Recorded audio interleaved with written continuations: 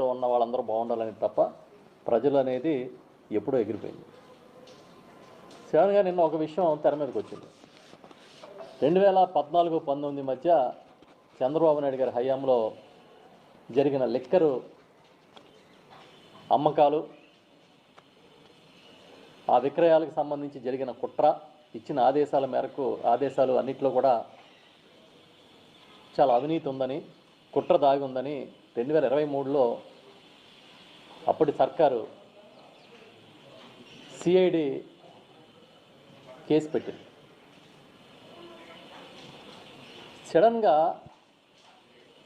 ఈరోజు సిఐడి మా దగ్గర ఆధారాలు లేవని కోర్టులో దాఖలు చేసి చంద్రబాబు నాయుడు గారిని పునీతుని చేసే విధంగా ప్రభుత్వం పనిచేస్తుంది. అంటే ఇక్కడ మీకు చూస్తే ఎలా అనిపిస్తుందంటే ఒకే యాక్టర్ 2 క్యారెక్టర్లు చేస్తున్నట్టుగా అనిపిస్తుంది మనకి. దొంగ ఆయనే, పోలీసు ఆయనే, డబుల్ యాక్షన్, డ్యూయల్ రోల్. ఇప్పుడు లా అండ్ ఆర్డర్కి ఎవరి చేతిలో ఉంది? ముఖ్యమంత్రి గారి చేతిలో ఉంది. ముఖ్యమంత్రి గారు ఎవరు? చంద్రబాబు నాయుడు గారు. చంద్రబాబు నాయుడు గారు ఎవరు? 2023లో లిక్కర్ కేసులో ప్రధాన నిందితుడు. ఎందుకు?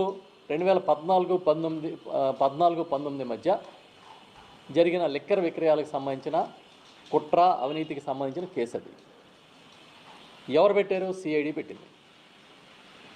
ఆ రోజు ఏ సిఐడి అధికారులు అయితే కేసు పెట్టారో మళ్ళీ ఇప్పుడు వాళ్ళే వేరే వాంగ్మూలం ఇచ్చి మాకేమీ సంబంధం లేదు, వాళ్ళు ఈ కేసులో ఆధారాలు లేవని మాట్లాడడం అని అంటే ఇంకా ఎంతకన్నా ఏమైనా ఫార్స్ ఉంటుందా? చంద్రబాబు నాయుడు గారు ముఖ్యమంత్రి స్థానంలో కూర్చుని తానే నిందితుడు, తానే విచారణ అధికారి, ఆయన మీదే కేసు ఉంటుంది, ఆయనే ఎంక్వైరీ చేసుకుంటాడు, ఆయనే ఎంక్వైరీ చేసుకుని ఆయనే తీర్పు ఇచ్చేస్తాడు. ఇది ప్రభుత్వం బరి తెగింపు కదా అని మేము అడుగుతున్నాం. అసలు ప్రజలు ఏమనుకుంటారు మన గురించి, పాలనా వ్యవస్థను ఎలా నడుపుతున్నామని ప్రజలు భావిస్తున్నారనే ఆలోచన కూడా లేదు మీకు. మీరే పునీతులు అయిపోతారు, మీకు మీరే కడిగేసుకుంటారు, మీకు మీరే తుడిచేసుకుంటారు. అసలు ఈ కేసుని 2014-19 మధ్య సుమారుగా 5,300 కోట్ల రూపాయల మేరకు రాష్ట్ర ప్రభుత్వానికి, రాష్ట్ర ఖజానాకి నష్టం జరిగిందని ఆ రోజు సిఐడి విచారణలో తేల్చారు. దేనికోసం? ఒక 2 జీవోలు ఇచ్చారు 2016లో.